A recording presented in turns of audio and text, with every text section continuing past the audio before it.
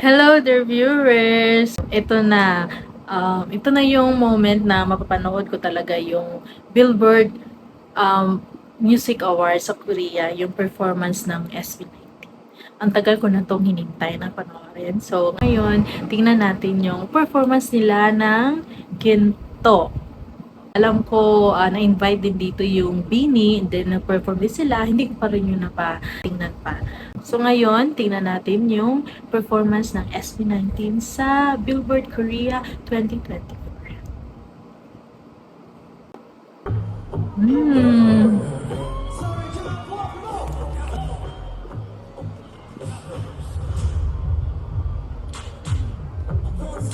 Wow. Grabe yung book ni Josh.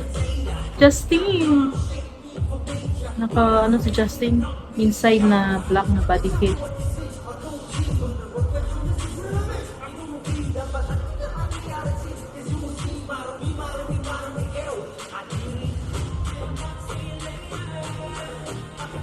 Medyo umano yung volume ng mic ni Stel.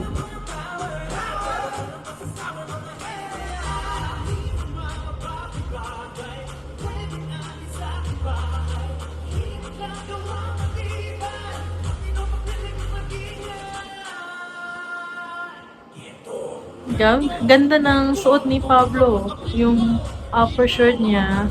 Then may palda-palda. Yung boses ni Ken.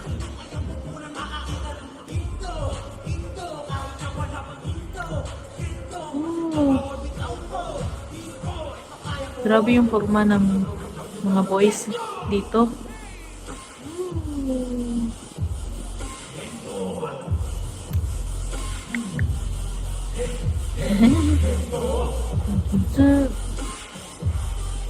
Nakaka-proud, no?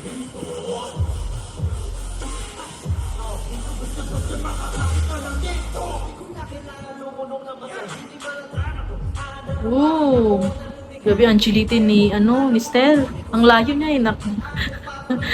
To, ano talaga siya sa kabilang side. Oh, oh Pablo!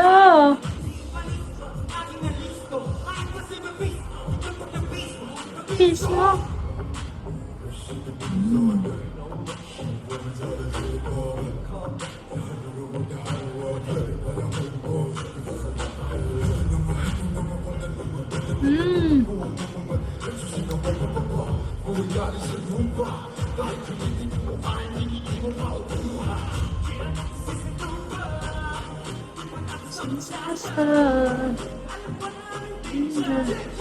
Mm.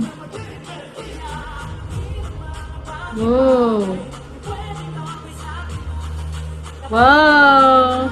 Alam mo talagang live, no? Walang talaga backing track. Oh, snap. Yeah.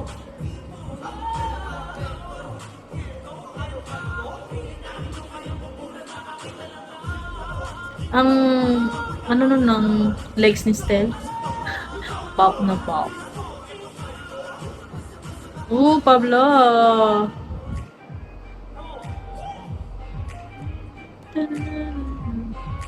Cute-cute na Pablo tingnan sa step na yun.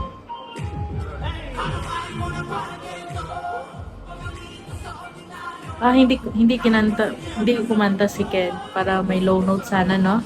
Hindi siya nag-blend.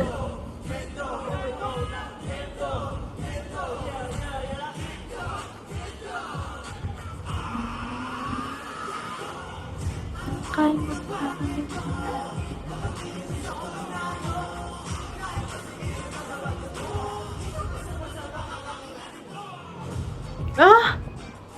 Ito yung sa AA. Wow! May dance break sila dito. Bang, bang. Dinig mo talaga yung sapatos. Justin.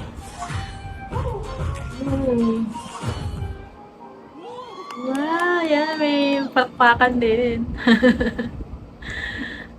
Rinig ko after ng performance natin, naging sumikat yung SB19 eh, sa Billboard na yun eh.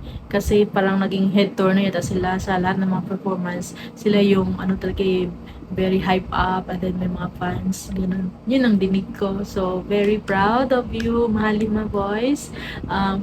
ang dami na talaga nila ngayon na pinuntahan ng mga awards ngayon sa Billboard na invite din sila and nag-perform pa, sa red carpet. Di ko yun napanood kasi. So ngayon, grabe sa ginto talaga nag-umpisa yung pagiging worldwide talaga phenomenon ng P-pop, no.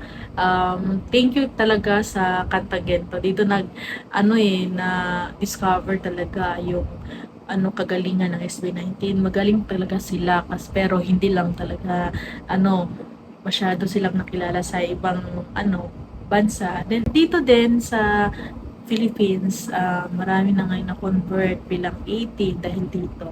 So, ganda talaga nitong song and almost more than mag 1 year na yung Gento, di ba? Pero ngayon dinig ko sa Taiwan binlay din yung Gento eh. Di ba? Paunti-unti lang kahit slow but sure yung pag-akyat nila ngayon.